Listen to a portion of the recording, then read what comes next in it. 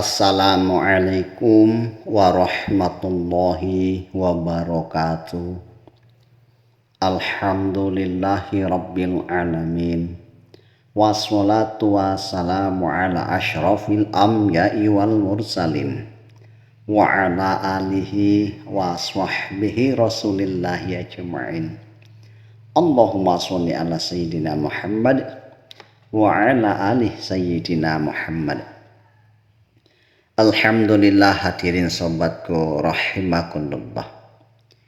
Kembali mari sama-sama kita untuk selalu meningkatkan rasa syukur kita kepada Allah Subhanahu wa taala atas karunia limpahan rahmat dan kasih sayang Allah yang hari-hari nampak jelas tercurah kepada kita bersama. Sholawat dan salam mari sama-sama kita sanjung sajikan kepada Nabi kita Muhammad sallallahu alaihi wasallam. Semoga syafaat beliau akan tercurah kepada kita dan semoga kita diakui oleh beliau sebagai umatnya yang akan mendapatkan syafaat dari beliau. Hadirin sobatku rahimakumullah, kalau kita membicarakan mengenai pentingnya zikir, mengenai keutamaan zikir, mengenai keistimewaan zikir, ini tidak akan ada habisnya. Karena memang begitu besar sekali keistimewaan zikir ini. Bahkan hadirin sobatku, dalam suatu hadis disampaikan, orang-orang yang berzikir hari-hari menghiasi dengan berzikir, hari-hari melapalkan zikir, hari-hari menggerakkan bibirnya untuk zikir, membasahi lidahnya untuk berzikir, ini tergolong orang-orang yang berakal. Orang-orang yang akan mendapatkan keistimewaan yang sangat besar dan orang-orang yang akan mendapatkan kemenangan yang besar untuk selama-lamanya. Hadirin sobatku yang dirahmati Allah Subhanahu wa taala. Satu hadis yang diriwayatkan dari Abu Hurairah radhiyallahu anhu. Rasulullah sallallahu alaihi wasallam menyampaikan sebuah penjelasan yang membuat kita yang mendengarnya menjadi semakin takjub betapa hebatnya zikir, betapa dahsyatnya zikir ini. Mari kita dengarkan hadis Rasulullah sallallahu alaihi wasallam. An Abi Hurairah radhiyallahu anhu qala Rasulullah sallallahu alaihi wasallam, yunadi munadi yaumal qiyamah, aina ulul albab, qalu aya ulil albabi turidu qala alladzina yadhkurunallaha qiyaman wa qu'udan wa ala junubihim wa yatafakkaruna fi khalqis samawati wal ard. Rabbana ma khalaqta hadza batilan subhanaka faqina adzabannar. Uqidalahum liwa'um fattaba'al qaumu liwa'ahum wa qala lahum udkhuluha khalidin. Dari Abu Hurairah radhiyallahu anhu, Rasulullah sallallahu alaihi wasallam bersabda, pada hari kiamat akan ada penyeru yang berseru, di manakah orang-orang yang berakal? Lalu akan ditanya, orang-orang yang berakal manakah yang engkau kehendaki? Ia berkata, yaitu orang-orang yang selalu berzikir kepada Allah dalam keadaan berdiri, duduk, berbaring, dan memikirkan kejadian langit dan bumi, dan berkata, "Wahai Rob kami, Engkau tidak menciptakan semua ini dengan sia-sia. Maha suci Engkau, maka lindungilah kami dari azab api neraka." Kemudian dipancangkan untuk mereka sebuah bendera, dan setiap kaum akan mengikuti bendera masing-masing, dan dikibarkan kepada mereka, "Masuklah ke dalam surga untuk selama-lamanya." Hadirin sobatku yang dirahmati Allah Subhanahu wa taala, dengan jelas Nabi Shallallahu alaihi wasallam menjelaskan betapa dahsyatnya perkara zikir ini. Bahkan orang-orang yang memikirkan kejadian langit dan bumi, yaitu ia memikirkan kekuasaan Allah dan memikirkan hikmah-hikmah ajaib yang terkandung di dalamnya, sehingga akan menguatkan makrifatnya kepada Allah Subhanahu wa taala. Jadi orang-orang yang senantiasa merenungkan hal tersebut lebih baik daripada ibadah 60 ataupun 70 tahun. Hadis di atas menyebutkan bahwa orang-orang yang senantiasa berzikir, maka kelak pada hari kiamat akan ada seorang malaikat yang menyeru, "Di manakah orang-orang yang berakal?" Jadi malaikat memancangkan ataupun menancapkan untuk mereka sebuah bendera. Orang-orang yang berakal adalah orang-orang yang senantiasa berzikir. Dia mengetahui ke tempat mana dia akan mengarah, maka orang-orang tersebut pun akan mengarah kepada daerah yang tertancap, dan akan dikibarkan bendera tersebut untuk mereka. Maknanya hadirin, bendera melambangkan suatu kemenangan, suatu kebebasan. Jadi orang-orang yang senantiasa berzikir, dia akan mengibarkan bendera kemenangan ataupun bendera kebebasan. Bebas dari apa hadirin sobatku? Bebas dari siksa neraka. Maka lanjut dari hadis tersebut, masuklah ke dalam surga untuk selama-lamanya. Jadi kalau sudah terbebas dari api neraka, terbebas dari siksa, terbebas dari azab, kemana lagi kalau bukan ke dalam surga? Ini untuk selama-lamanya. Hendaknya kita selalu merenungkan dan memikirkan betapa agungnya kekuasaan Allah Subhanahu wa taala. Ibnu Abi Dunya rahmatullahi alaih meriwayatkan sebuah hadis bahwa suatu ketika Rasulullah Shallallahu alaihi wasallam menjumpai sekumpulan sahabat yang sedang duduk berdiam diri. Mereka sedang merenung. Kemudian Nabi Shallallahu alaihi wasallam bertanya, "Ada apa? Apakah yang sedang kalian pikirkan?"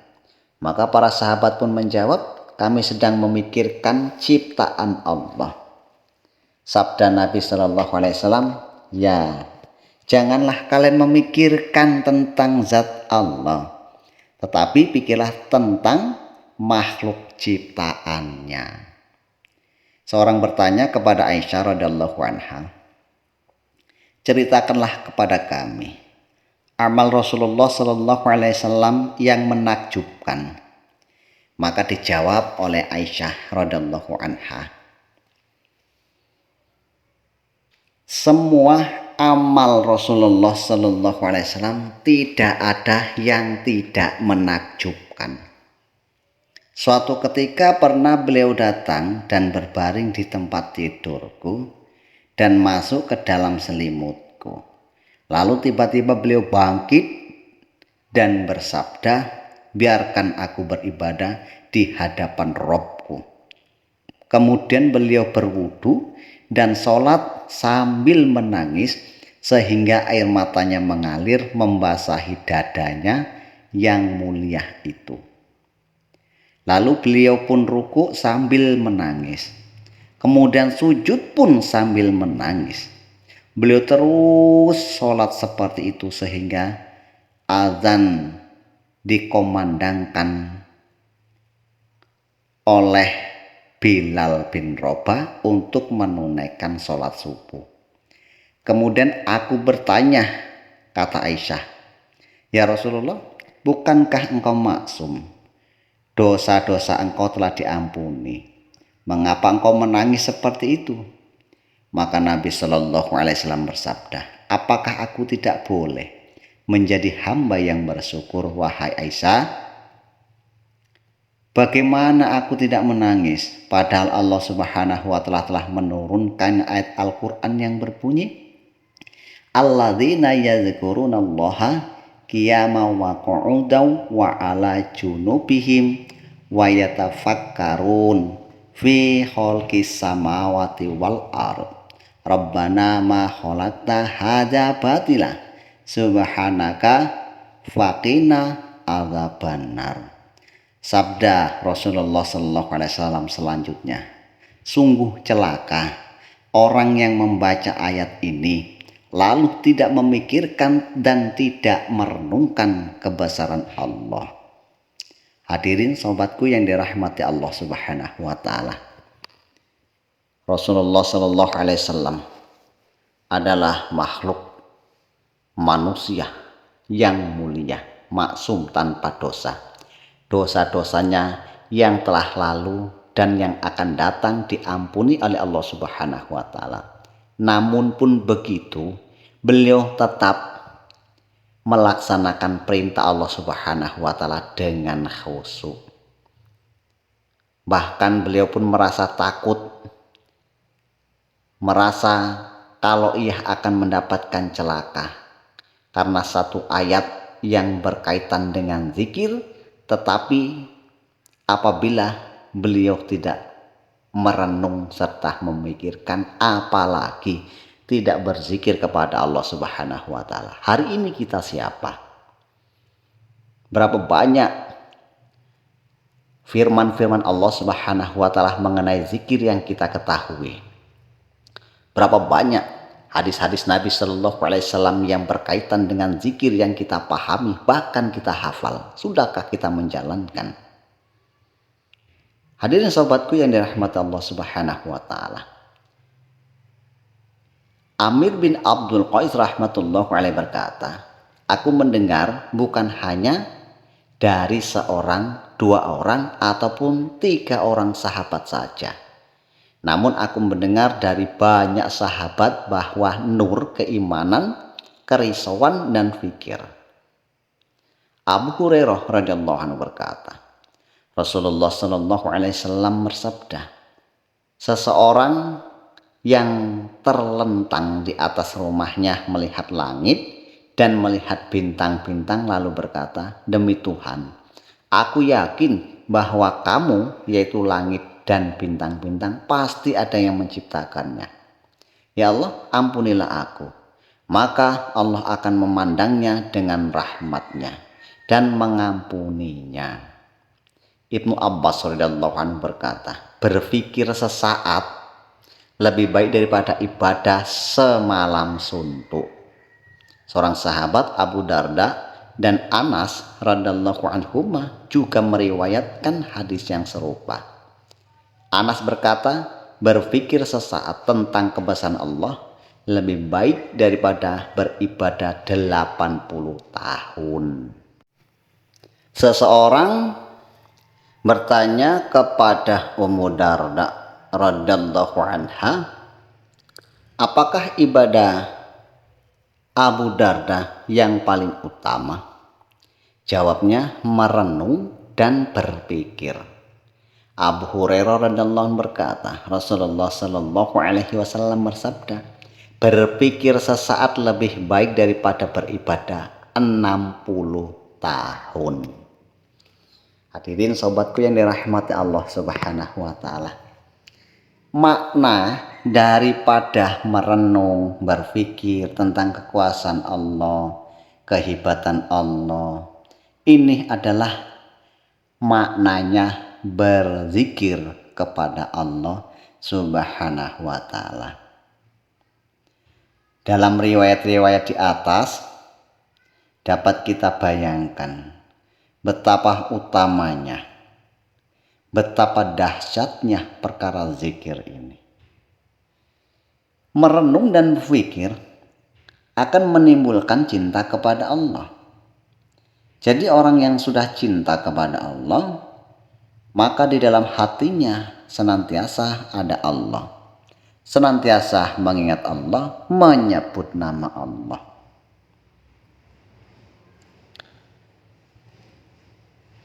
Hadirin sobat yang dirahmati Allah Subhanahu wa taala. Merenung dan berpikir inilah yang dikatakan oleh para ahli zikir, para ahli tasawuf sebagai muraqabah. Banyak hadis yang menyebutkan tentang keutamaan muqarabah ini. Dalam Musnad Abu Ya'la disebutkan dari Aisyah radhiyallahu anha, Rasulullah Shallallahu Alaihi Wasallam bersabda, zikir perlahan sehingga malaikat tidak dapat mendengarkannya, berpahala 70 kali derajatnya dan 70 kali lebih utama. Pada hari kiamat Allah akan mengumpulkan seluruh makhluk untuk dihisab. Dan kiroman katibin, yaitu Raqib dan Atid, akan membawa catatan amal seluruh makhluk. Allah Subhanahu wa taala berfirman, periksalah catatannya. Apakah ada amal si fulan yang tersisa ataupun yang tidak tertulis? Dijawab oleh malaikat, kami telah menulis seluruh amal dan tidak ada yang tertinggal ataupun yang tidak terjaga. Allah Subhanahu wa taala berfirman, masih ada di sisiku amalan yang belum engkau tulis karena tidak engkau ketahui, yaitu zikir qalbi, zikir di dalam hati. Orang-orang dalam hatinya senantiasa mengingat Allah, berzikir kepada Allah Subhanahu wa taala. Imam Baihaqi menuliskan di dalam kitab Syu'bul Iman, riwayat dari Aisyah radhiyallahu anha, bahwa zikir qalbi yang tidak diketahui oleh malaikat 70 kali lipat lebih baik daripada zikir zahar yang dapat didengar oleh para malaikat. Hadirin sobatku yang dirahmati Allah Subhanahu wa taala.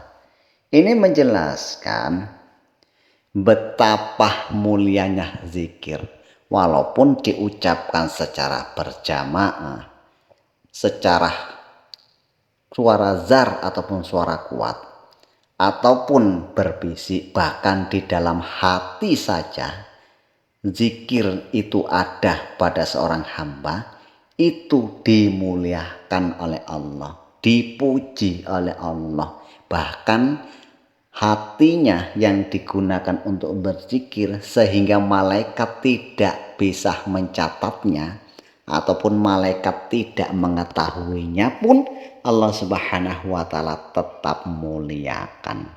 Betapa beruntung mereka yang tidak melalaikan zikir sedikit pun dan tetap mendapatkan pahala beribadah zahir, ditambah zikir dan fikirnya setiap saat yang berpahala 70 kali lipat. Inilah yang sangat ditakuti oleh setan. Setan sangat takut kepada orang-orang yang tersebut. Nampaknya orang itu diam, tidak beramal ataupun berbuat apa-apa, tetapi hatinya berzikir yang tidak diketahui setan. Maka ini hal tersebut sangat ditakutkan setan. Bahkan diriwayatkan bahwa Syekh Junaid rahmatullahi alaih melihat di dalam mimpinya setan sedang bertelanjang. Ia berkata kepada setan, "Apakah kamu tidak malu bertelanjang di depan manusia?" Maka setan menjawab, "Mereka bukan manusia. Manusia yang sebenarnya ialah yang sedang duduk di dalam masjid, dan manusia sebenarnya ialah orang-orang yang berzikir kepada Allah. Mereka membuat tubuhku kurus dan membakar hatiku." Maka Junaid rahmatullah berkata, "Aku pun pergi ke masjid Syaunijiyah melihat sekelompok orang yang sedang menundukkan kepala sibuk bermuraqabah kepada Allah. Ketika melihatku mereka bertanya, 'Jangan kamu tertipu dengan ucapan setan.'" Masuhi rahmatullahu alaih meriwayatkan hal yang sama, bahwa ia pernah melihat setan telanjang. Ia berkata, "Apakah kamu tidak malu berjalan di antara manusia dengan telanjang bulat?" Dijawab, "Demi Tuhan, mereka bukan manusia. Jika mereka manusia, tentu aku tidak dapat mempermainkan mereka seperti anak-anak mempermainkan bola. Manusia sesungguhnya ialah mereka yang telah membuat tubuhku sakit." Ia berkata sambil memberikan isyarat kepada para ahli zikir, kepada para ahli sufi. Abu Sa'id Al-Khudri rahmatullahi alaihi berkata, "Aku melihat di dalam mimpi setan menyerangku, lalu aku memukulinya dengan kayu. Tetapi anehnya setan tidak menghiraukan pukulanku sama sekali. Tiba-tiba aku dengar suara gaib yang mengatakan bahwa ia tidak takut kepada kayu yang engkau pukulkan. Ia hanya takut dengan nur hati ataupun nur keimanan." Maknanya orang yang hatinya senantiasa ada zikir. Hadirin sobatku yang dirahmati Allah Subhanahu wa taala. Begitulah kedahsyatan zikir ini. Zikir yang ada di dalam hati seseorang sudah membuat setan ketakutan. Sudah membuat tubuh setan terasa terpukul. Bagaimana kalau diucapkan dengan secara zar, dengan suara keras? Begitulah keutamaan zikir ini. Seorang sahabat, Sa'ad radhiyallahu anhu, beliau meriwayatkan sabda Rasulullah sallallahu alaihi wasallam tentang zikir yang paling utama. Maka Nabi Shallallahu Alaihi Wasallam bersabda, zikir yang paling utama ialah zikir qalbi, dan rezeki yang paling utama ialah yang mencukupi. Ubadah radhiyallahu anhu berkata, Nabi Shallallahu Alaihi Wasallam bersabda, zikir yang utama adalah zikir qalbi, dan rezeki yang lebih baik ialah rezeki yang paling mencukupi, tidak kurang sehingga tidak menjadi miskin, dan tidak perlu banyak sehingga membuatnya takabur dan menyeret kepada hawa nafsu. Hadis ini sahih menurut Ibnu Hibban dan Abu Ya'la rahmatullahi alaih. Rasulullah sallallahu alaihi wasallam bersabda, berzikirlah dengan khamil. Orang-orang bertanya, apakah zikir khamil itu ya Rasulullah? Sabda Rasulullah sallallahu alaihi wasallam, zikir qalbi. Dari riwayat-riwayat di atas hadirin, dapat kita ketahui bahwa zikir qalbi adalah zikir hati. Dan dapat diketahui bahwa beberapa keutamaan zikir tersebut sangat membuat kita takjub.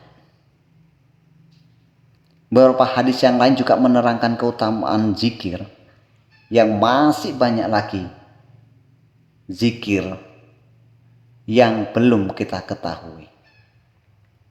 Hadirin sobat yang dirahmati Allah Subhanahu wa taala, orang-orang tersebut yang hatinya senantiasa ada zikir, zikir qalbi, zikir khamil.